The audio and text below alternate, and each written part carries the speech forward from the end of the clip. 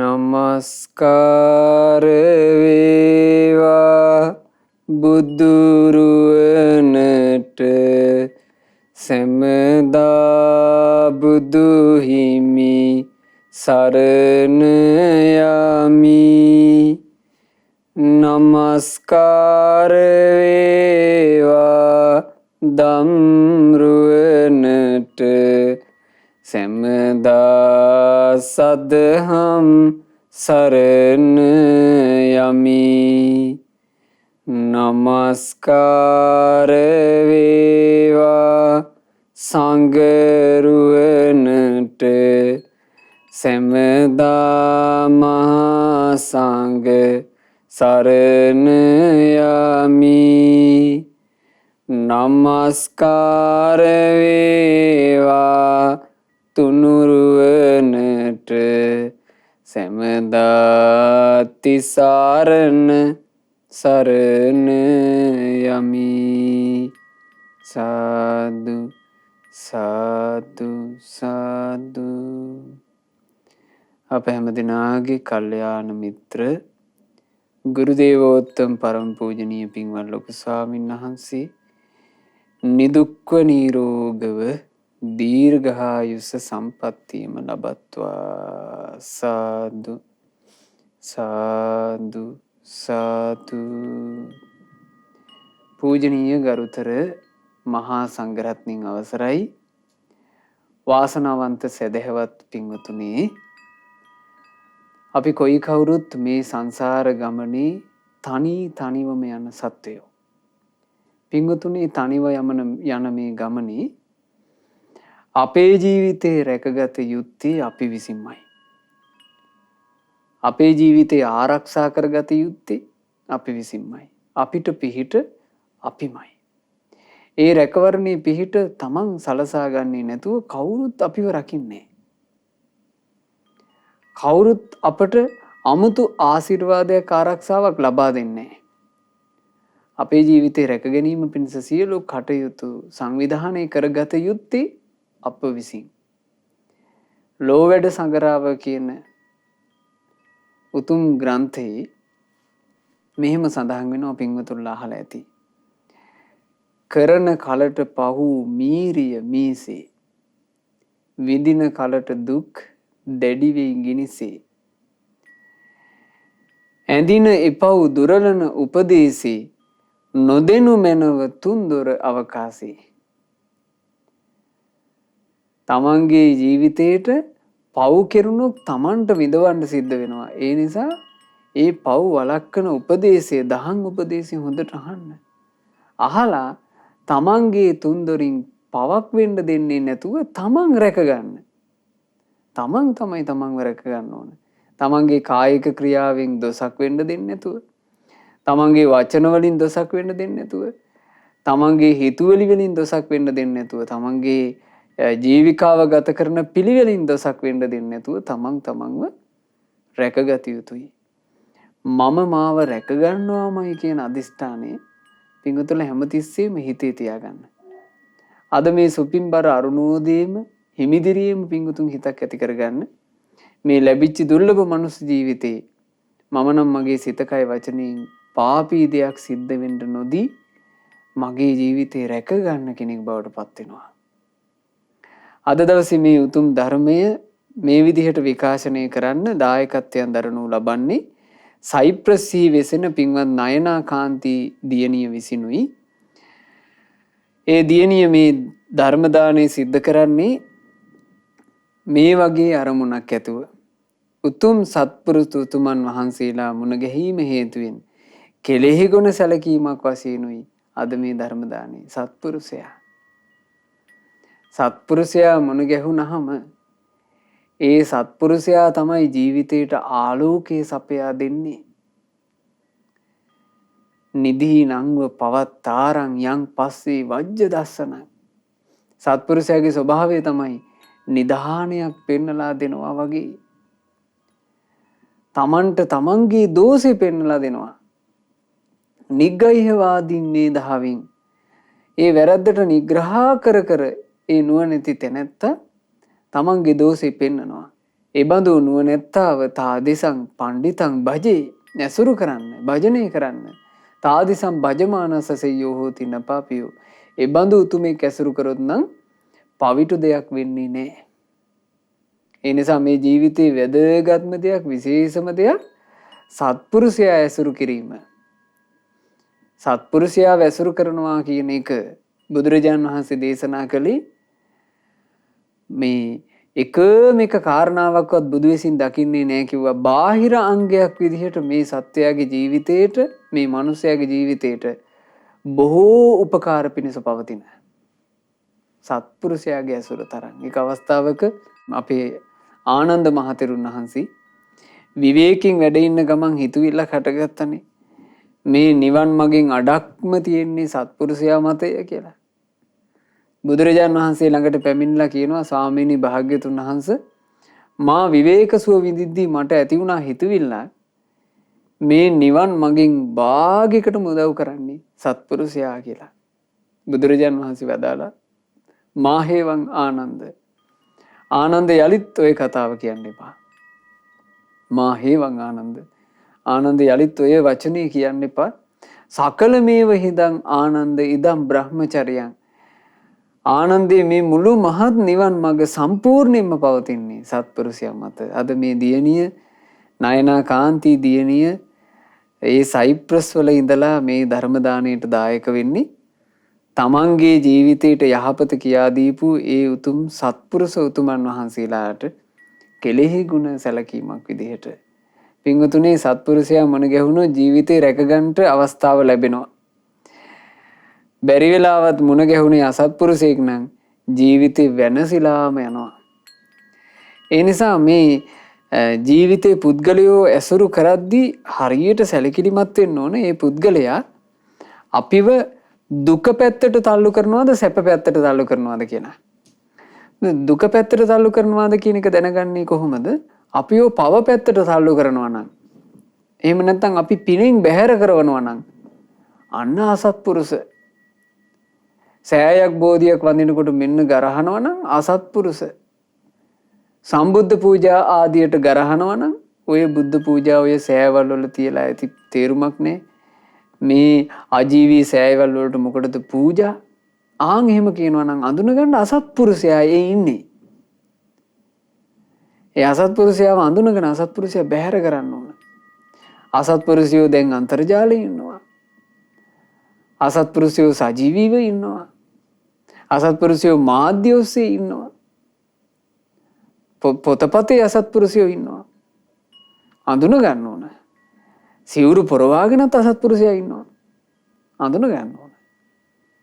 තමන් අඳුන ගන්න දක්ෂ වුණොත් තමන්ට පුළුවන් අසත්පුරුෂයාව තල්ලු කරලා දාන්න. තමන්ගේ ජීවිතේ අසත්පුරුෂයාව ඈත් කරන්න පුළුවන්. තමන්ගේ සිත කය වචනයෙන් යම් ලාමක දෙයක් උදෙසා ඉංගියකින් හෝ අනුබලයක් දෙනවා නම් ඒ අසත්පුරුෂ භාවයනේ. ඒ නිසා අසත්පුරුෂයාව අඳුනාගත යුතුයි. අසත්පුරුෂයා අඳුනාගෙන අසත්පුරුෂයා බැහැර කරන්න ඕන. සත්පුරුෂයාගේ ස්වභාවය තමයි තමන්ව සැප පැත්තට තල්ලු කරනවා. තමන්ව සැපේ වෙත අරගෙන යනවා. තමන්ට සැප උපද්දා ගන්න හැටි කියලා දෙනවා. ඒ කිව්වේ පින ගැන කියලා දෙනවා, කුසලයේ ගැන කියලා දෙනවා, පිනට උනන්දු කරනවා, පවින් බැහැර කරනවා. සත්පුරුෂයාට තමන්ගේ ජීවිතයට තමන් යම්සේ ප්‍රියද ඒ වගේම තමන් වටේ ඉන්න අයත් ප්‍රියයි. තමන්ගේ ජීවිතයට තමන් යම්සේ ප්‍රියද කියලා කිව්වේ මොකද්ද? බුදුරජාණන් වහන්සේ ගැන වදාලා මෙන්න මෙහෙම ගාථාවක්. මේ ගාථාව පින්වතුන්ලාටත් තිරේ දර්ශනය වෙනවා. අපි සජ්ජායනා කරමු. සචේ භායසි දුක්ඛස්ස සචේවෝ දුක්ඛ මප්පියං මාකත්ථ පාපකං කම්මං ආවිවා යදිවාරහෝ. ඉදින් ඔබ දුකට බය නම්, ඒ වගේම ඔබ දුක අප්‍රිය නම්, එලිපිට හෝ රහසේ හෝ පව්කමක් නම් කරන්න එපා.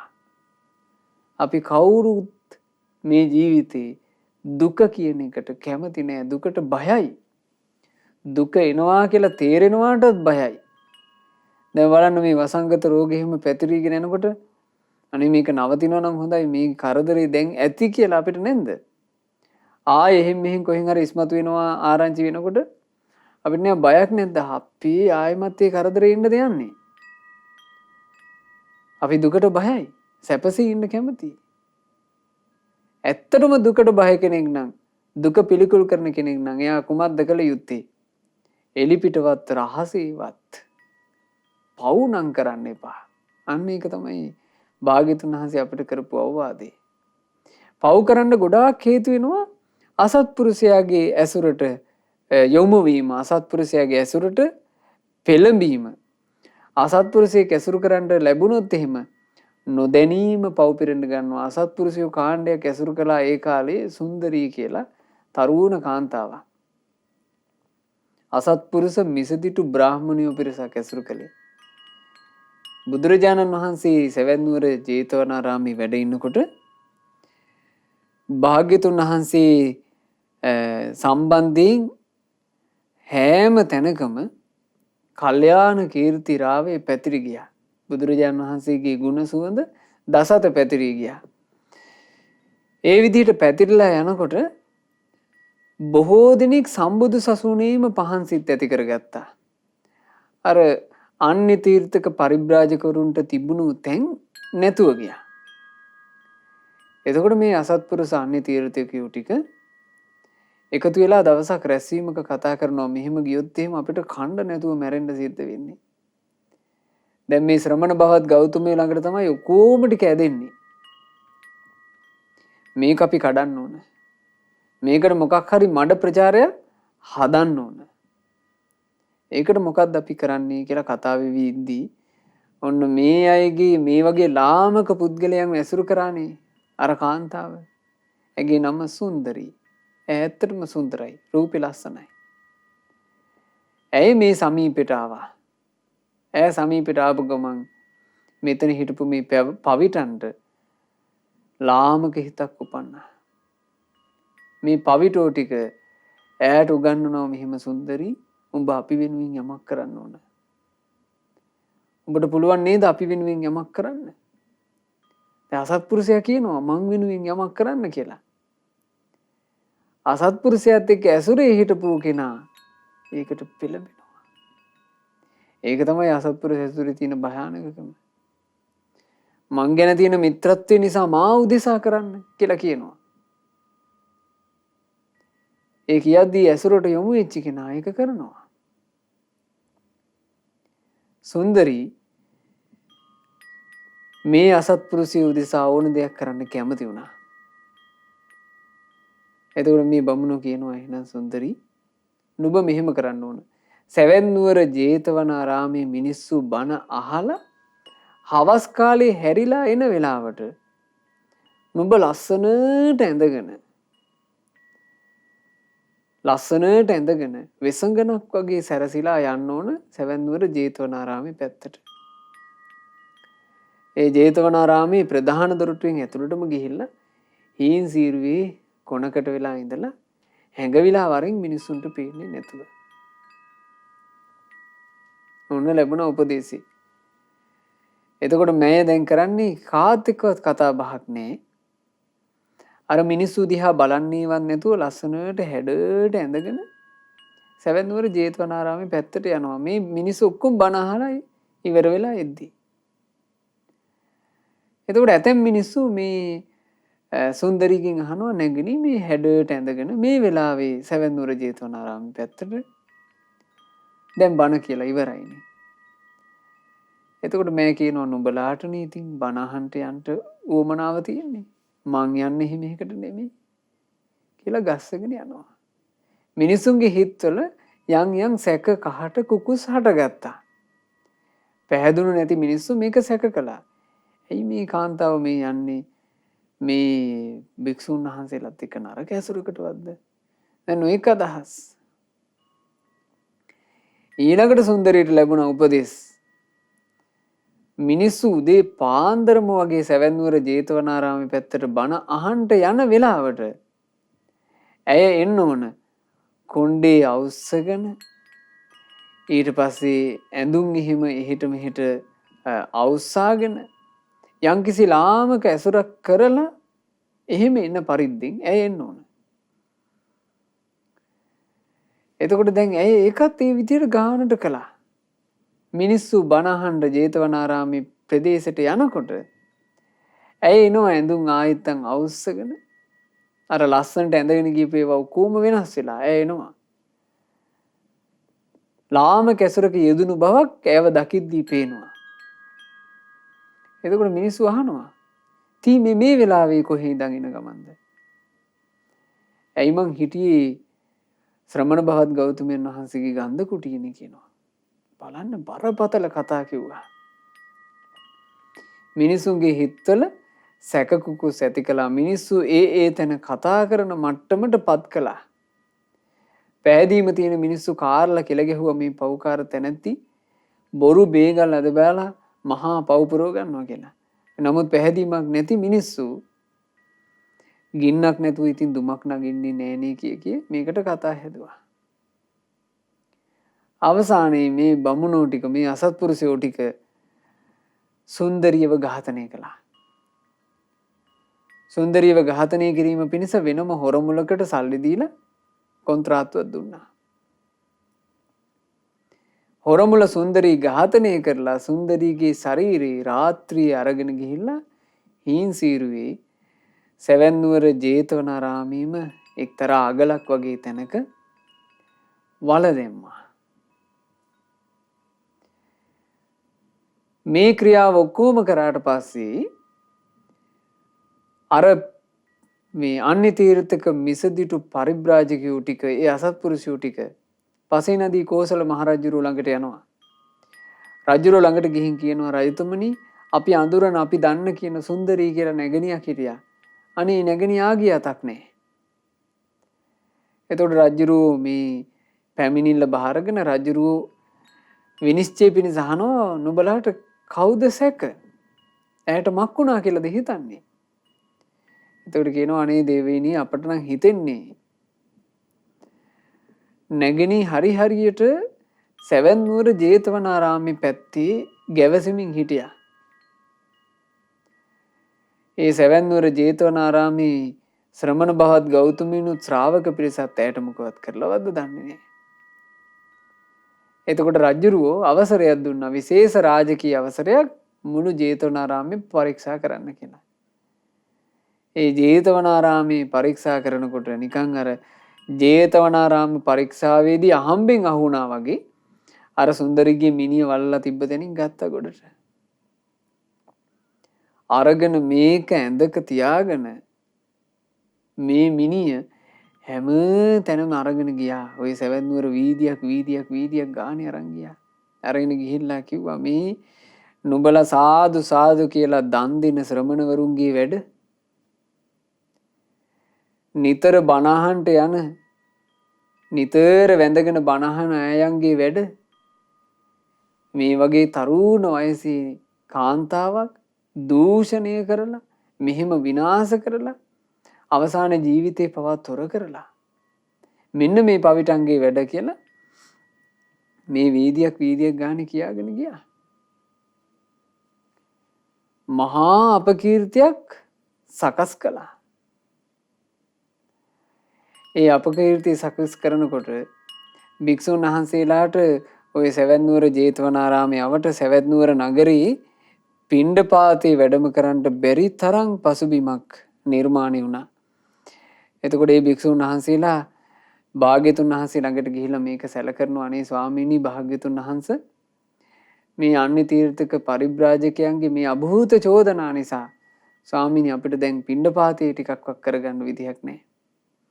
බුදුරජාණන් වහන්සේ මොහොතේ වදාලා මහණෙනි කලබල වෙන්න කරුණක් නෙවෙයි ඕක. ඔය ඇති කරන උස්සඬ සතියයිමයි පවතින්නේ. සතියකට වඩා පවතින්නේ.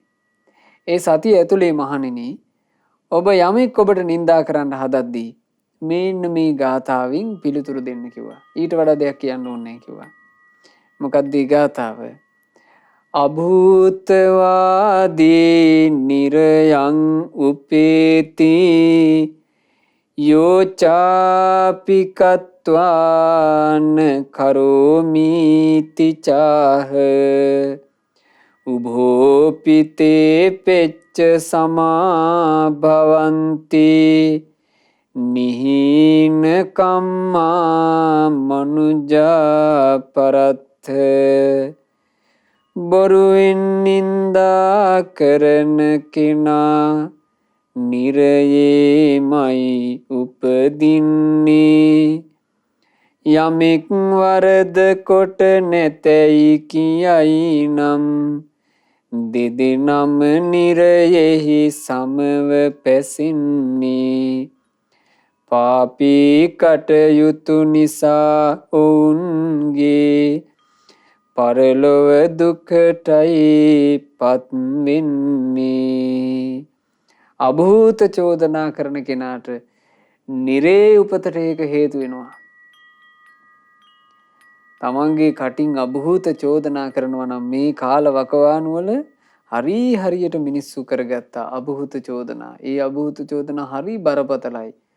ලෞතරා භාග්‍යවත් බුදුරජාණන් වහන්සේටයි කළේ. බුදුරජාණන් වහන්සේ උපන්න ඒ සියලු සම්බුදුවරු පහළ වෙන උතුම් පුණ්‍ය භූමිය ගැන ඒ බුදුරජාණන් වහන්සේගේ ජාත චේතිය, බෝධි චේතිය, නිබ්බාන චේතිය මේ සියල්ල පිහිටි ඒ උතුම් භූමිය ගැන නින්දා අපහාස කළානේ. අභූත චෝදනා. ඒවා ලංකාවේ තියෙන්නේ කිව්වා අභූත චෝදනා. අභූත චෝදනාවක් යමෙක් කරනවා නම් ඒ අභූත චෝදනාව කරන කෙනාට නිරේ දොරවල් ඇරෙනවා. දැන් බලන්න සුන්දරියට ඒ අභූත චෝදනා කියන එකට සම්බන්ධ වෙන්න සිද්ධ වුණේ අර අසත්පුරුෂයෝ රැළ නිසා. නැත්තම් ඇයට තමන්ගේ ජීවිතේ සමහරවිට ඒ අසත්පුරුෂයෝ මුණ නොගැහුණා නම් සැවැන්නුවරම හිටපු කෙනෙක් බුදුරජාණන් වහන්සේගෙන් ධර්මය අහලා ධර්ම අවබෝධ කරන අවස්ථාව වුණත් ඇයට විවර වෙන්න තිබුණා. හැබැයි අසත්පුරුෂයා ඔක්කොම ටික වැහුවා. ඒ නිසා දැන් සුන්දරීත් අභූත චෝදනා කර කර ඉඳලා ජීවිතෙන් දොර වුණාට පස්සේ නිරේනේ. ඒ නිසා අසත්පුරුෂයාගේ ඇසුර නම් හරි භයානකයි. අභූත චෝදනා කරන තැනැත්තාත් නිරේට යනවා. යම් කිසි කෙනෙක් වැරැද්දක් කරලා ඒ වැරැද්ද ගැන අහනකොට හාපූ නෑ මං එහෙම කළේ නෑ කියලා බොරු කියනවා නම් ඒ කියන තැනත්තාත් නිරේ උපදිනවා කියනවා. දෙදෙනාම එකම වලේ එකම තැන පැහෙනවා. ඒ පැහෙන්න හේතුව මොකද්ද? පාපී කටයුතු නිසා ඔවුන්ගේ පරලොව දුකටයි පත් වෙන්නේ. ඒක වෙන කවුරුත් ඇදලා දාන දුකක් නෙමෙයි. තමන් විසින්ම නිර්මාණය කරගන්න එක. තමන්ගේ අභූත චෝදනාව නිසා තමන්ට නිරේ උරුම වෙනවා. තමන් වැරැද්දක් කරලා ඒ වැරැද්ද ගැන හඟවාගෙන ඉන්න නිසා නිරේ උරුම වෙනවා. ඒ නිසා මේ ජීවිතේ ගත කරනකොට තමන්ගේ කායික වාචික මානසික ක්‍රියා සම්බන්ධයෙන් ගොඩාක් සැලකිලිමත් වෙන්න ඕන පින්වතුනි. ඒ වගේමයි තමන්ව රැක ගැනීම සම්බන්ධයෙන් ගත්තාම අසත්පුරුෂයාගේ ඇසුරට නම් ගොඩාක් බය වෙන්න ඕන. බුදුරජාණන් වහන්සේ දේශනා කළ අසත්පුරුෂයාගේ ඇසුර හරියට මේ වගේ. විසපුවාපු ඊතල තලයේ හොඳ ඊතලයක් තියනවා වගේ. එහෙම නැත්නම් විසපුවාපු ඊතලයක් සමීපේ හොඳ ඊතලයක් තියනවා වගේ. විසපුව ඊතලයකට හේතු වෙන විදිහට හොඳ ඊතලයක් තිබ්බොත් එහෙම හොඳ ඊතලයටත් අර විස කාවදිනවා කියනවා. ඒ වගේ අසත්පුරුෂයෙක් ඇසුරු කරොත් ඊළඟට කුණු වෙච්චි මස් කෑල්ලක් කුණු වෙච්චි මාළු කෑල්ලක් පිරිසිදු තනගොල්ලක දැම්මොත් ඒ තනගොල්ලෙමුත් කුණු ගඳ ගහන්න පටන් ගන්නවා. අසත්පුරුෂයාගේ ඇසුරේ වගේ. අසූචි තවරාගත්ත සර්පෙක් තමන්ගේ ඔඩොක්කුවේ දාගත්තොත් ඒ සර්පයාගේ අසූචි තමන්ගේ ශරීරේ පුරා ගෑවෙනවා. තමන්ගේ සිරුරෙමුත් අසූචි ගඳ ගහන්න පටන් ගන්නවා. අසත්පුරුෂයාගේ ඇසුර. අපේ මුතුන් මිත්තෝ කිව්වා බල්ලොත් එක්ක නිදාගත්තොත් බලු මෙක්කොත් එක්ක තමයි නැගිටින්න සිද්ධ වෙන්නේ. ඇසුරේ වැරද්ද. ඇසුර වරද්දා ගත්තොත් එහෙම ඒ වරද්දා ගන්න ඇසුර නිසා බොහෝ කල් විඳවන්න සිද්ධ වෙනවා. ඒක ගිහි පැවිදි කතාවක් නෑ. දැන් ඇතැම් වෙලාවට පැවිදි වෙච්ච භික්ෂුන් වහන්සේලාට පවා බොහෝ වැරදුණු අවස්ථා තිබෙනවා. ඉතින් ඒක හොඳටම ප්‍රකට වෙන තැනක් නේ දේවදත්තගේ පුවත, ඊළඟට කෝකාලිකගේ පුවතනේ. ඊට අමතරව අපේ මහා මොග්ගල්ලාන මහරහතන් වහන්සේ ලක්කන මහතෙරුන් වහන්සේත් සමග ගිජ්ජකූට පර්වතයෙන් දවසක් පින්වතුනි බහිමින් හිටියා. පහළට වැඩම කරමින් ඉද්දි එක තැනකදී මහා මොග්ගල්ලාන මහරහතන් වහන්සේ රජගහනුවර අහස දිහා බලාගෙන සිනහසුණා. ලක්කන මහතෙරුන් වහන්සේ අහනවා, ස්වාමීනි ඔබ වහන්සේ hina වෙන්න හේතුව මොකද්ද? එතකොට කිව්වා, ආයස්මුතුනි ඕක මගෙන් දැන් අහන්න එපා. බුදුරජාන් වහන්සේ ඉදිරියේ අහන්න. ඉතින් එදා හවස් කාලේ ලක්කන මහරහතන් වහන්සේත් අපේ මහා මොග්ගල්ලාන මහරහතන් වහන්සේත් භාග්‍යතුන් වහන්සේ සමීපයට පැමිණියට පස්සේ ලක්කන මහරහතන් වහන්සේ මුගලන් මහරහතන් වහන්සේගෙන් අහනවා, ස්වාමීනි ඔබ වහන්සේ අර ගිජ්ජකූටින් පර්වතින් බහිමින් එනකොට සිනහවක් පහල කළා. ඒ ගැන විමසද්දී කිව්වා ඒක භාග්‍යතුන් වහන්සේ ඉදිරියේ අහන්න කියලා. මම දැන් විමසන්නේ ඒකයි. එතකොට කිව්වා, ආයස්මුතුනි මං ගිජ්ජකුල පව්වෙන් පහලට බහිද්දී ප්‍රේතයන් සමූහයක් දැක්කා. ඒ පෙරේතයෝ ශ්‍රමණ ප්‍රේතයෝ අහසේ ගමන් කරනවා.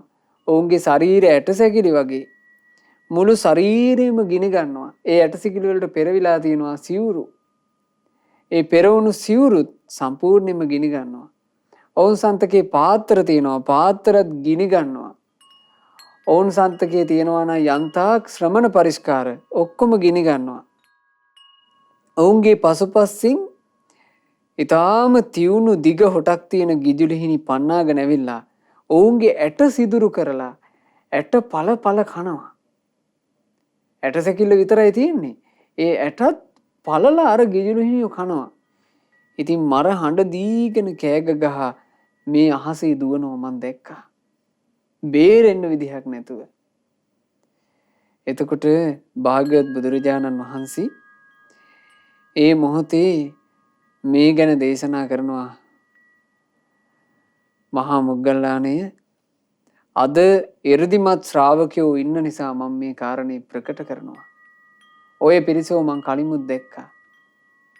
මහා මොග්ගල්ලාණය ඔය කාශ්‍යප බුද්ධ කාලේ වරද්දගත් අය. කාශ්‍යප බුද්ධ කාලේ තමන්ගේ ජීවිතේ වරද්දගත් අය ඔය දැන් ඒ ඇය ඔය විදිහට විඳවනවා කියලා බුදුරජාණන් වහන්සේ මෙන්න මේ ගාථා රත්නේ වදාලා. කාසාව කණ්ඨා බහවෝ පාප ධම්මා අසඤ්ඤතා පාපා පාපේහි කම්මේහි නිරයන්තේ උපපංජරේ ඉඳුරන් අසංවර කොට පවිටු ගති ගුණ මතු කොට සිවුර පමණක් ගතේ දවටා පැවිදි වෙස්ගෙන සිටිති බොහෝ අය ඒ පවිටු අය සිය පවින් ලබති නිරයෙහි ඉපදුම. බුදුරජාන් වහන්සේ මේ ගාථාව වදාරනකොට ඒ ගාථාව කොච්චර ප්‍රයෝජනවත් වුණාද කියන්නේ. එතනම වාඩිලා හිටියා ලාමක ගතිගුණ වලට හුරු වෙච්චි සෙල්ලක්කාර භික්ෂුන් ටික. ඒ භික්ෂුන් මේකෙන් ජීවපද්ද ගත්තනේ. ඒ භික්ෂුන් ඔක්කොම ජීවිතේ අඩුපාඩු ටික හදාගත්තා. ඇයි ඒ භික්ෂුන් ඔක්කොම ආසයි දුක් නොවිඳ ඉන්න. දුක පිළිකුල් කරන අය. ඒ භික්ෂුන් වහන්සේලා එලිපිටවත් රහසේවත් පව් කරන එක නැවැත්තුවා. අන්න ඒක තමයි රැකවරණය. අපි අපේ ජීවිතේට රැකවරණයක් කැමති නම් පින්වතුනි එලිපිටවත් රහසේවත් පව් නොකර ඉන්න ඕන. ඒකට සිහි කරන්න පුළුවන් එක ක්‍රමයක් තමයි තමන් ගැන හිතන්න ඕන. තමන් මේ අති දීර්ඝ සාංශාරික ගමනේ වැටිලා මෙච්චර කාලයක් ආවේ තමන්ගේ ජීවිතේ පිනට කුසලයට හරියට යොමු කරගන්න බැරි වීම නිසා තාමත් ඒ සසරේමනේ. එහෙනම් මම මේ ජීවිතේ වරද්ද ගත්තොත් මට යලි සසර. ඒ නිසා මං තෙරුවන් සරණ ගියපු උපාසක උපාසකෙක් බවට පත් වෙන්න ඕන. ඒ පත් වෙලා ඒ උපාසක භාවය, උපාසිකා භාවය රැකගෙන වාසය කරන්න ඕන. ගොඩාක් උපකාර එකක්. තමන් මුල් කරගෙන හිතන එක. මං වගේ තෙරුවන් සරණ යන්න වාසනාව ලැබිච්ච කෙනෙක් මේ ජීවිතේ වරද්ද ගන්න නරකයි. යන්න එහෙම හිතන්න ඕන. දැන් විදේශගතව ඉන්න පින්වතුන්ලා මේ ධර්මයන් අහනවා. ලංකා භූමියෙන් ගොඩාක් ඈතක ඉඳලා වුණත් තමන්ගේ භාෂාවෙන් පැහැදිලිව බණ අහන්න ලැබෙනවා. මට ලැබෙන්නේ සෙල්ලම් අවස්ථාවක් නෙවෙයි. මම මේ අවස්ථාව අපතේ යන්න දෙන්න නරකයි. තමන් මුල් කරගෙන හිතන්න ඕන තමන් කවුද කියලා. ඇයි තමන් කවුද කියලා පින්වතුනේ තමන් දිහා බලද්දී හොඳට පේන්නේ නැද්ද? තමන් ලෙඩ වෙන කෙනෙක්, තමන් නාකි වෙන කෙනෙක්, තමන් මැරෙන කෙනෙක්, එහෙම ජීවිතයක් තමන්ට මේ ආදරය කරන හැමෝම දාලා යන්න වෙනවා. තමන් සමහරවිට මේ විදේශ රටවල් වලට වෙලා කරන්නේ ගොඩාක් තමන්ගේම අය වෙනුවෙන් හරි හම්බ කරන එක, තමන්ට සැපට ජීවත් වෙන්න හිතාගෙන ඒව ඔක්කොම දාලා යන්න වෙනවා. තමන්ගේ ජීවිතේ තියෙන්නේ එතන නේද?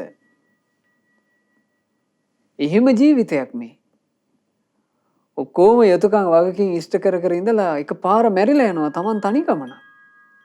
ඒ තනි ගමන වෙනුවෙන් මම්මගේ ජීවිතේ ලස්සනට හදාගන්න ඕන කියන එක තමන් හිතන්න ඕන. අන්න රැකවරණය. ඊළඟට කියනවා ලෝකාධිපතෙය්‍ය. ලෝකය ගැන මුල් කරලා හිතන්න කියනවා. මේ ලෝකේ හිත් දකින්න ශ්‍රමණවරු, හිත් දකින්න දෙවිවරු ඉන්නවා. එනිසා මම්මගේ හිත රකින්න ඕන. මම්මගේ හිතෙන්වත් ලාමක දෙයක් සිද්ධ වෙන්න දෙන්නේ නැහැ කියලා තමන්ට තමන්ව රැකගන්න පුළුවන්. ඉතින් මෙහෙම රැකවරණේ තමන් හදාගත්තොත් ඒ හදාගත්ත කෙනාට තමන්ගේ ජීවිතේ සැපවත් කරගන්න පුළුවන්.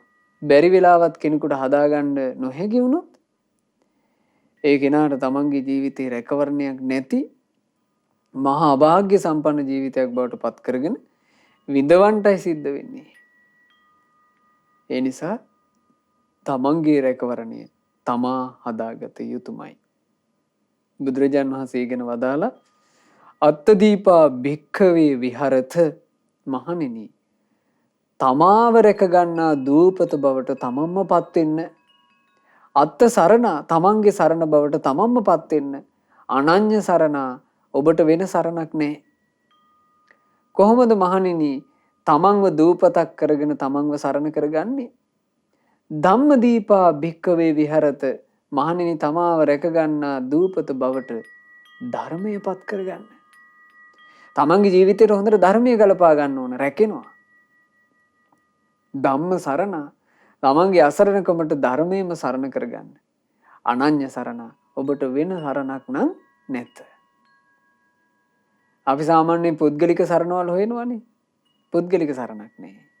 වෙන පුද්ගලයෙක් පස්සේ ගිහිලා එහෙම සරණක් නැහැ.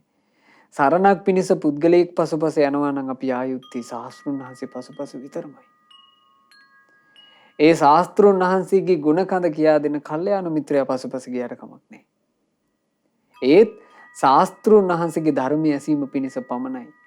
බුදුරජාණන් වහන්සේ එක් අවස්ථාවක දේශනා කරනවා, මහණෙනි, ඔබ තථාගතයන් වහන්සේ පසුපස හෝ උතුම් මහතෙරුන් වහන්සේලා පසුපස හෝ යා යුත්තේ කුමක් පිණිසද? මහණෙනි, ඔබ එසේ යා යුත්තේ දස කතාව ඇසීම පිණිසමය. දස කතාව අහන්න. අල්පේච්ඡ ජීවිතය ගැන අහගන්න. මොකද මේ ජීවිතේ අල්පේච්ඡව ගත කරන්න හරිය අමාරුයි. ගොඩාක් ආසා වැඩි වෙනවා. මහිච්ච වෙනවා. ඒ හින්දා නිතර සත්පුරුෂය ඇසුරු කරමින් අල්පේච්ඡ ජීවිතය ගැන අහන්න ලැබෙන්න ඕන. ඊළඟට සන්තුට්ටි කතා, ලද දෙයින් සතුටු වීම ගැන නිතර අහන්න ලැබෙන්න ඕන. පවිවේක කතා, හුදකලාවේ දහම්සුව විඳීම ගැන නිතර අහන්න ලැබෙන්න ඕන. අසංසග්ග කතා, පිරිසත් එක්ක නොයැලීම ගැන නිතර අහන්න ලැබෙන්න ඕන. විරියාරම්භ කතා, වීරිය ආරම්භ කිරීම ගැන නිතර අහන්න ලැබෙන්න ඕන. සීල කතා, සමාධි කතා, ප්‍රඥා කතා, විමුක්ති කතා, විමුක්ති ඥාන දර්ශන කතා කියන කතා නිතර අහන්න ලැබෙන්න ඕන. ඒක තමයි අනුග්‍රහය. ඒ අනුග්‍රහය කෙනෙකුගේ ජීවිතයට ලැබුණොත් එයාගේ ජීවිතේ යට රැක ගන්න ලැබෙනවා. දැන් එහෙම අනුග්‍රහයක් හරියට ලැබුණේ නැත්නම් පුදුමාකාර නස්පැත්ති ඒ කාලෙත් සිද්ධ වෙලා තියෙනවා. එහෙම එකක් වුණා පින්වතුනේ වග්ගු මුදාවේ. වග්ගුමුදා නදී තීරයේ එක්තරා භික්ෂුන් වහන්සේලා පිරිසක් වැඩ වාසය කළා. ඔය වාසය කරන කාලේ මේ වග්ගුමුදා කියලා කියන්නේ වජ්ජි ප්‍රදේශයට වෙන්න විශාලාවේ. එතකොට මේ භික්ෂුන් වහන්සේලා එහි සුවසේ වැඩ වාසය කරද්දී ඔය වජ්ජී ප්‍රදේශයටම දුර්භික්ෂයක් හටගත්තා. මේ දුර්භික්ෂය හේතු කරගෙන කුඹුරු වතු පිටි වියලී ගිය ආහාර පාන හිඟ වුණා. ගොඩාක් දෙනෙකුට බොහෝම අමාරුවෙන් තමයි ජීවිතේ ගැට ගහගන්න සිද්ධ වුණේ. දැන් මෙහෙම ජීවිතේ අමාරුවෙන් ගැට ගහගන්න සිද්ධ වෙනකොට අර භික්ෂුන් වහන්සේලාට හරියට දානමාන ලැබෙන්නේ නැහැ. දැන් මේ භික්ෂුන් වහන්සේලා කල්පනා කළා දැන් එවත්නි හරි වැඩේ නෙමෙයි උනේ. හැමතැනම දුර්භික්ෂේ. දැන් අපිට හරියට මේ දානයක් එහෙම ලැබෙන්නෙත් නැහැ. අපි කොහොම හරි සුවසේ දානේ ලබාගෙන ක්ලාන්ත නොවි ඉන්න උපායක් හොයාගන්න ඕන. එතකොට එක භික්ෂුන් වහන්සේලා පිරිසක් කිව්වා ආයස්මතුනි අපි එහෙනම් මෙහෙම කරමු. අපිත් ගිහිල්ලා මිනිස්සුන්ගේ කටයුතු වලට උදව් වෙමු. ඔය කුඹුරු ගොවිතැන් ඕවට මේවට උදව් වෙමු. එතකොට ඉතින් මිනිස්සු අපිට ඒකත් සලකලා කන්න බොන්න දෙන්නේ නැතයි. එතකොට එතන හිටපු අනිත් භික්ෂුන් කිව්වා නෑ අපි ඒක අත්හැරලා දාමු. ඕක අපිට අමාරු වෙනවා. ඕක ඕනේ නෑ කිව්වා. එතකොට තව භික්ෂුවක් කිව්වා අපි එහෙනම් මෙහෙම කරමු. ගිහියන් උවමනා කරන පණිවිඩාඩිය අරන් යන කටයුත්ත අපි බාරගමු. ඒක ගොඩාක් මහන්සි වෙන්න ඕනේ නෑනේ. එතකොට මිනිස්සු සලකයි කිව්වා. එතකොට අනික් භික්ෂුන් වහන්සේලා ඒකටත් අකමැති වුණා. එතකොට තවත් භික්ෂුවක් මෙන්න මේ වගේ ලාමක අදහසක් කිව්වා. ඒ තමයි ආයස්මතුනේ අපි මෙහෙම කරමු. අපි ගිහියන්ට එකිනෙකාගේ ගුණධර්ම හුවා දක්වලා කතා කරමු. අපි එක එක්කෙනා ගැන පොඩි පොඩි රාව හදමු. අහවල රහත් දන්නවද? අන්න එහෙම හදමු. ඔය අහවල් ස්වාමීන් වහන්සේ උම හිටියට අනාගාමි. නිකන් කතා බහ කර කර ඉන්නකොට අපි කියමු අපි අර ඔයා ඔය කියන්නේ අර සෝතාපන්න ස්වාමීන් වහන්සේ ගැනද? ඔහොම අපි කතා හදමු. ඒ කතා හදනකොට මේ මිනිස්සු හිතයි මේ ඉන්නේ ඔක්කොම මාර්ගඵලලාභීන්. අනේ මේ මැරෙන්න කලින් මඟඵලලාභීන්ට දන් ටිකක් දෙන්න ඕන කියලා හිතලා මේ අයෝ පෙරලීගෙන දන් දෙයි. අපිට එතකොට මේ බුද්ධ ශාසනය කෙරෙහි මේ මිනිස්සුන්ට වැඩිපුර පහදවන්නත් පුළුවන්. ඔන්න ඔහොම හිතවිල්ලකට ආවනේ මේ භික්ෂුන් ටික. ඒ පැමිණිලා මේ භික්ෂුන් වහන්සේලා එක එක්කිනා ගැන කියවන්න පටන් ගත්තා. දැන් අද කාලේ මීට හාත්පස වෙනස් නේ. අද තමුන්ම කියනවනේ මමයි රහතා කියලා. මමයි රහත් මම මේ මාර්ගඵලේ මම මේ විදිහට පැය ගාණක් භාවනා කරන්න පුළුවන් කෙනෙක් කියලා දැන් තියෙනව නේද? ප්‍රදර්ශනා භාවනා. දැන් බලන්න ඔය සමාජ මාධ්‍ය වල තියෙනවා ප්‍රදර්ශනා භාවනා. පැය 2-3 තමන් භාවනා කරන එක මේ පටිගත කරලා දාලා තියෙනවා.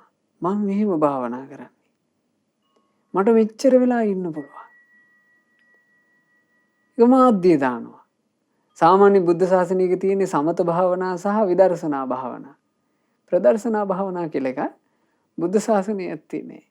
භාවනාව කියලා කියන්නේ තම පෞද්ගලිකව කරගන්න එක. ඒ වුණාට සාමාන්‍ය මිනිසෙකුට මේක තේරෙන්නේ නැති නිසා රැවටිලා යනවා. දැන් ඒකල මිනිස්සු හොඳටම රැවටුණා. එක එක්කෙනාගේ ಗುಣ කියා ගන්නකොට අහවල් රහත්, අහවලා අසවල් මාර්ගඵලලාභී, අසවලා මෙහෙම ධ්‍යාන වඩන කෙනෙක්, මෙහෙම කියා ගන්න පටන් ගන්නකොට මිනිස්සු Tamanට තියෙන ටික Tamanට තියෙන චුට්ට විකුණලා දන් දෙන්න පටන් ගත්තා. අර අසරණ මිනිස්සු අනේ මාර්ගඵලලාභීන්ට මේ රහතුන්ට දන් දෙන්නේ කී දාන දෙන්න පටන් ගත්ත. බලන්න කොච්චර පාපී දෙයක්ද කියලා. මේ මාර්ගඵල කතන්දර බොරුවට ඇදගෙන අරගෙන Tamanට ලාභ සත්කාර හදාගන්න එක බොහොම භයානක එකක්. වර්තමානයේ වෙනකොට මේ භයානකකම ගැන කිසිම සැහැල්ලුවක් මේ කිසිම බරක් පතලක් නැතුව සැහැල්ලුවෙන් අරගෙන කටයුතු කරනෝනේ. දැන් මේ භික්ෂුන් නොදැනුවත්ව මේක කළේ. මේ භික්ෂුන් වහන්සේලාට තේරුමක් තිබ්බේ නැහැ මේ ගැන. ඒ හින්දා මේ වැඩේ කළේ. අවසානයේ ඔන්න කාලේ ගත වුණාට පස්සේ 3-4 මාසයකට පස්සේ මේ භික්ෂුන් වහන්සේලා වැඩම කරනවා භාග්‍යතුන් වහන්සේ බැහැ දැකීම පිණිස. ඒ යනකොට දැන් ওই විශාලාව පැත්තේ ඉඳලා ආපු භික්ෂුන් තව වෙන වෙන ප්‍රදේශවල ඉඳලා භික්ෂුන් වැඩම කළානේ. ඒ භික්ෂුන් වහන්සේලා කෙට්ටු වෙලා ඇදිලා ගිහිල්ලා ඒ භික්ෂූන්ට අර ආහාර පාන නැතුව කලක් හිටියා කියලා පේනවා. මේ වග්ගුමුදාවේ ඉඳලා ආපු මේ භික්ෂුන් වහන්සේලා ටික හරි අගේට බබලනවා හොඳට මහත් වෙලා. එතකොට අනිත් භික්ෂුන් වහන්සේලාට මේක හරි පුදුමයි. ඒ භික්ෂුන් වහන්සේලා ඇහුවා ආයස්මතුනි අපි හිටපු ප්‍රදේශවලට දුර්භික්ෂ තිබ්බනේ අපිට ආරංචි මේ විශාලාවට මේක බලපෑවා කියලානේ. නුඹලාට එහෙම ප්‍රශ්නයක් වුනේ නැද්ද? එතකොට මේ භික්ෂුන් hina වෙලා කිව්වා නෑ නෑ අපටත් උනා. අපි මේ මෙහෙම වැඩක් කළානේ. අපි ඒ වැඩෙන් තමයි ගොඩ ගියේ කිව්වා. අපිට මිනිස්සු හොඳට දානමාන දුන්නා කිව්වා. එතකොට ඒ භික්ෂුන් වහන්සේලාට ලොකු සංවේගයක් හටගත්තා. ඒ භික්ෂුන් භාග්‍යතුන් වහන්සේ ඉදිරියේ මේක කියා හිටියා. භාග්‍යතුන් වහන්සේ ඒ වෙලාවේ ගැරහුවා බුදුරජාණන් වහන්සේ මේ පිරිසට සම්පූර්ණයෙන්ම ගැරහුවා හිස් පුරුෂේනි මේ තථාගතයන් වහන්සේගේ ශාසනයේ ශ්‍රමණයන්ට කිසිසේත් නොගැලපේ. කිසිසේත්ම නොකළ යුත්තක්. හුදෙක් උදරයක් උදෙසා බඩක් උදෙසා මේ සම්බුද්ධ ශාසනයක උපදවා ගත යුතු ඉහළ මාර්ගඵල අති උදාර ගුණධර්ම සංසාර දුකින් නිදහස් වෙද්දී ලබන ඒ සැනසුම ඉස්මතු වෙන ගුණධර්ම ඒවා මේ බඩක් උදෙසා ඔහොම කතා කරනවද? යම් කිසි කෙනෙක් එසේ යලි කරයි නම් ඒ කෙනාට තමන්ගේ පැවිද්දෙන් තොරවීම පිණිස මේක පවතිනවා කියලා භාග්‍යවතුන් වහන්සේ ශික්ෂාපද පැනව බුදුරජාන් වහන්සේ ඒ වෙලාවේ දේශනා කරනවා. හිස් පුරුෂේනි ගවයන් කපන පිහියක් අරගෙන තමන්ගේ බඩ කපාගත්තර කැමක් නෑ. හරක් කපන හොඳ තියුණු පිහියක් අරගෙන මේ බඩ සම්පූර්ණයෙන්ම කපාගත්තාට ප්‍රශ්නයක් නෑ. ඒකෙන් නිරය උපදින්නේ නෑ. හැබැයි බඩක් නිසා මේ මිනිස්සු ඉදිරියේ බොරු මාර්ගඵල කියා ගත්තොත් එහෙම නිරේ උපදට හේතු වෙනවා. ලාභ සත්කාර උදෙසා තමන් බොරු බේගල් කියනවා නම් මේ මිනිස්සු ඉස්සරහට ඇවිල්ලා නිරේ උපතට හේතු වෙනවා. මේ ජීවිතේ පින් චුට්ට තියනකම් මේ ජීවිතේට ආවයන් පින් බලයකින්නේ ඒ පින් චුට්ට තියනකම් ඔහේ ඉදි කියවා මලාට පස්සේ තමයි ඒක බලපාන්නේ. ඊළඟට බුදුරජාන් වහන්සේ දේශනා කළා හිස් පුරුෂයනි මීට වඩා උතුම් මේ වගේ උදරයක් පෝෂණය කිරීම උදෙසා ශ්‍රමණ ගුණ පැවසීමට වඩා මේ ඒ වගේ දෙයක් කරනවට වඩා උතුම් ගිනිගුලි ගිල්ලා නම් ගිනුගිලු ගිල්ලා කියලා ඒ හේතුවෙන් නිරේ උපදින්නේ බඩ පිච්චිලා වේදනා ඉපදිලා මැරිලා යයි. එපමණයි. හැබැයි බොරු මාර්ගඵල කියාගෙන මිනිස්සු දෙන දානේ චුට්ට අනුභව කළොත් එහෙම ඒ දානේ ගුලියක් ගානේ නිරේ උපදින්න හේතු වෙන බරපතල පාප කර්ම සිද්ධ වෙයි කිව්වා. ඉතින් බුදුරජාණන් වහන්සේ මෙහෙම මේ භික්ෂූන්ට ඊටාම තදින් අවවාද අනුශාසනා කරලා සියලු දෙනාට අනුග්‍රහා පිණිස භාග්‍යතුන් වහන්සේ මෙන්න මේ ගාථාව වදාලා. සෙය්‍යෝ අයෝගුලෝ භුත්තෝ තත්තෝ අග්ගිසිකූපමෝ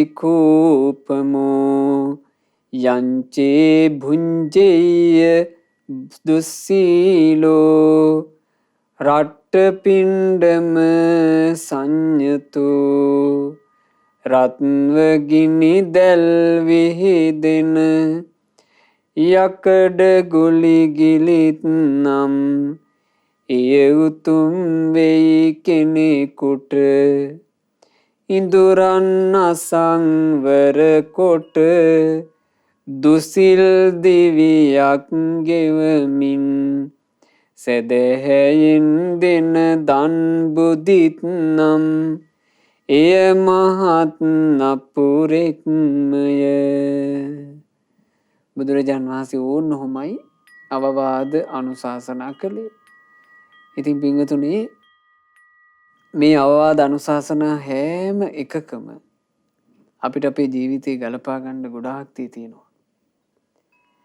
ඒ තමයි අපේ ජීවිතේ මේ ගත වෙන ටික කාලේ ගිහි පැවිදි අපි කවුරුත් ජීවිතයට රැකවරණයක් වෙන ආකාරයෙන්ම මේ ජීවිතේ හසුරුව ගන්න ඕන කියන එක. එසේ හසුරුවා ගැනීම උදෙසා අපට උපකාර කරන බුදුරජාණන් වහන්සේගේ සද්ධර්මයම කියා දෙන උත්තමයාට තමයි අපි කියන්නේ කල්යාණ මිත්‍රයා සත්පුරුෂයා කියලා. ඒ සත්පුරුෂයාගේ ඇසුර බුදුරජාණන් වහන්සේ අතිශයින්ම ප්‍රශංසා කරපෙකන්නේ. න භජේ පාපකේ මිත්තේ පවිටු ඇසුරු කරන්න එපා. න භජේ පුරිසාදමේ අදමය ඇසුරු කරන්නත් එපා. භජේත මිත්තේ කල්යාණේ කල්යාණ වූ සත්පුරුෂය ඇසුරු කරන්නට භජේත පුරිසුත්තමේ උතුම් පුරුෂය ඇසුරු කරන්නට. ඇයි හේතුව උතුම් පුරුෂයෙක් ඇසුරු කරනවා නම් ඒ කෙනාට කවදාවත් ජීවිතේ වරදින්නේ නැහැ. ඒ උතුම් පුරුෂයා කායික ක්‍රියාවෙන් දොසක් කරනවා දකිද්දි ඒ දෝෂය සම්බන්ධයෙන් අවවාද කරනවා. ඔවාදෙයි අනුශාසෙයි අසභාච නිවාරේ. අවවාද කරන්න ඕන, අනුශාසනා කරන්න ඕන, වැරැද්දින් ගලව ගන්න ඕන. සතං හි සෝ පියෝ හෝති. එහෙම කරනකොට අසත්පුරුෂයාට නම් අප්‍රිය මේ එබඳු කෙනා අප්‍රිය අමනාප වෙන්න පුළුවන්. අසතං හෝති අප්‍රියං. අසත්පුරුෂයාට අප්‍රිය වෙන්න පුළුවන්. හැබැයි සතං හි සෝ පියෝ හෝති. එබඳු කෙනාව සත්පුරුෂයාට නම් ප්‍රියයි. සත්පුරුෂ තැනැත්තා තමන්ට අවවාද කරන, අනුශාසනා කරන, තමන්ට දහම් මඟ පෙන්වා දෙන ගුරුවරයාව සත්පුරුෂයාව පුදන්නේ හරියට මේ වගේ කියනවා. නැනවත් වූ කෙනෙක් ලොවේ ඉගෙන ගනීනම් සදහන් සක්දිවිදුව පුදන ලෙසින් හේ සදහම් ගුරුන් පුදයි. සත්පුරුෂයා අන්න එහෙම හරියට දෙවිවරු සක්දෙවිදුන්ව පුදනවා වගේ අර ධර්මය කියා දෙන සත්පුරුෂයාව පුදනවා කියලායි බුදුරජාණන් වහන්සේ දේශනා කළේ. ඉතින් අද මේ ධර්ම දානය සිද්ධ කරන පින්වත් නයනා කාන්ති දියණියට බොහෝසේ සතුටු වෙන්න පුළුවන්. තමනුත් උතුම් සද්ධර්මය ඉගෙනගෙන ඒ සද්ධර්මයේ තමන්ට කියා දීපු සත්පුරුෂයන් පුදන සත්පුරුෂයන්ට කෙලෙහි ගුණ සැලකීමක් විදිහටයි අද දවසේ මේ ධර්ම දානමේ පින සිද්ධ කළේ. මේ ධර්ම දානමේ පිනේ අනුහස් බලයෙන් අපගේ කල්යාණ මිත්‍ර පරම පූජනීය පින්වත් ලොකු ස්වාමීන් වහන්සේ ඇතුළු කල්යාණ මිත්‍ර මහා සංගරුවන නිදුක්ව නිරෝගව දීර්ඝායුෂ සම්පන්නියම ලබත්වා. සාදු සාදු සාදු. රැස් කර ගන්නට යෙදුණු උදාරතර පුණ්‍ය ධර්මයන් සක්දෙවිඳුන්, සතරවරන් දෙවිවරුන්, සෙම්පති දෙවිවරුන්, ප්‍රධාන සදෙව්ලෝක වාසී සියලු දෙවියෝ සතුටින් අනුමෝදන් වෙත්වා. අපගේ ඉෂ්ඨකාමී හිතකාමී සියලුම දෙවිවරුත් පින් අනුමෝදන් වෙත්වා. පින් අනුමෝදන් වන දෙවියෝ දිව්‍ය සැපින් දිව්‍ය ආශ්චර්යයෙන් වැඩෙත්වා. දෙවියන්ගේ නිරන්තර රැකවරණ අප හැම දිනාට සලසත්වා. දෙවියෝද සංසාර දුකින් අත මිදේවා. සාදු සාදු සාදු. රැස් කළ උදාරතර පුණ්‍ය ධර්මයන් අපගේ ගුරු දේවෝත්තම කල්යාණ මිත්‍ර පරම පූජනීය පින්වත් ලොකු ස්වාමීන් වහන්සේට අනුමෝදන් වූ ගුරු දේවයන් වහන්සේ නිදුක්ව නිරෝගව දීර්ඝායුෂ සම්පන්නියම ලබත්වා. මහමෙවුනා වාසී, රටලෝක වාසී, සිල් ගුණ පුරන පූජනීය මහා සංගරුවනට පින් අනුමෝදන් වෙත්වා. ඒ වගේම විශේෂයෙන් උතුම් ධර්ම ප්‍රචාරය සඳහා සයිප්‍රස් රටට වැඩමවා වදාළ පූජනීය මහා සංඝරත්නයට පින් අනුමෝදන් වෙත්වා. පින් අනුමෝදන්ව ඒ පින්වතුන් වහන්සේලාත් අනගාരികා මෑණියන් වහන්සේලාත් පැවිදි අපේක්ෂාවෙන් සිටින උපාසක උපාසිකාවන් සියලු දෙනාත් ගෞතම සාසනය තුල සුවසේම ධර්ම අවබෝධ කිරීමේ වාසනාව ලබත්වා. සාදු සාදු සාදු. පින්වත් නයනා කාන්ති දියණියගේ නමින් මිය පරලෝ යන්ට යෙදුනා වූ ආදරණීය පියාණන්ට මේ සියලු පින් අනුමෝදන් වෙත්වා. තමන්ගේ නමින් මියගිය සියලු ඥාතීන්ට පින් අනුමෝදන්ව ඥාතීන්ගේ පරලෝ ජීවිතේ සැපෙන් සැපයටම පත්වෙත්වා. ඉක්මන් භවයකදීම අපගේ ඥාතීන් සසර දුකින් අත මිදේවා කියන අදහසින් පින් අනුමෝදනා සිදු කරන්න. අද මේ ධර්ම දානය සිදු කළා වූ නයනා කාන්ති දියණියගේ සුජීවත්ව සිටින ආදරණීය මෑණියන් හට මේ සියලු පුණ්‍ය ධර්මයන්ගේ ආශිර්වාදයෙන්, රත්නත්‍රයේ ආශිර්වාදයෙන්, සියලු දෙවියන්ගේ ආශිර්වාදයෙන් නිදුක් නිරෝග සුවපත් භාවයෙන්ම සැලසේවා. මෑණියන්ට දීර්ඝායුෂ සම්පන්නිය සැලසේවා. ගෞතම සාසනය තුල සුවසේ පින්ඩස් කරගෙන මෑණියන්ටත් චතුරාර්ය සත්‍ය ධර්මය අවබෝධ කරගන්නට වාසනාව ලැබෙත්වා කියලා අපි ආශිර්වාද කරනවා, සෙත් පතනවා. සයිප්‍රසී වෙසෙන පින්වත් නයනාකාන්ති දියණිය විසිනුයි අද දවසේ මේ උතුම් ධර්ම දානය සිදු කළේ. ඒ දියණියට අපි විශේෂයෙන් සෙත් පතනවා.